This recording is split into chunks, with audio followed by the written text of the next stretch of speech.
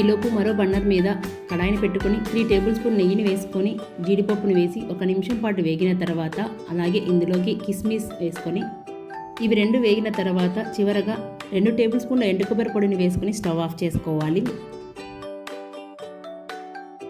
పరమాన్నం చేసేటప్పుడు చాలా వరకు పెసరపప్పుతో చేస్తూ ఉంటారు.